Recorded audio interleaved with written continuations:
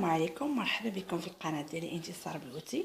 وان شاء الله اليوم غادي نكمل لكم السلسله ديال العرايس اللي بدينا فيها التبريمه وبدينا فيها الكوماج. اليوم ان شاء الله غادي نقدم لكم واحد الماسك اللي ممكن للعروس ديرو وتحصل على نتائج زعما بالزربه، يعني 3 المرات او 4 المرات من الاستعمال ديالو غادي يبان لها النتائج. الماسك متكون من 3 ديال المكونات اللي هو الخيار محكوك، دانون طبيعي، و طحين ديال الزرع. الطحين ديال الزرع كنعرفوا انه كيعالج مشاكل البشره. الخيار مبيض للبشره، والياغورت كيحيد داك البكتيريا اللي هو الروب الطبيعي او الزبادي الطبيعي. كنعملوا واحد ملعقه صغيره.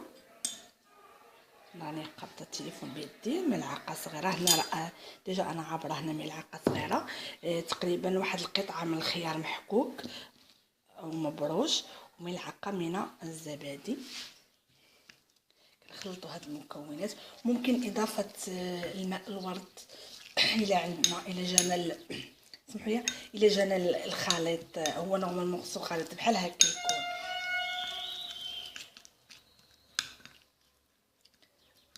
غادي هذا هو الماسك ديالنا ديال اليوم.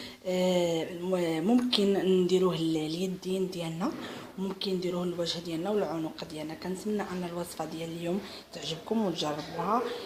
الى اللقاء ان شاء الله في فيديو اخر، وما تنساوش الاشتراك في القناه ديالي انتصار بيوتي، وان شاء الله باقيين وصفات اخرين للعرائس. كنتمنى تجربوها وتردوا عليا. في امان الله.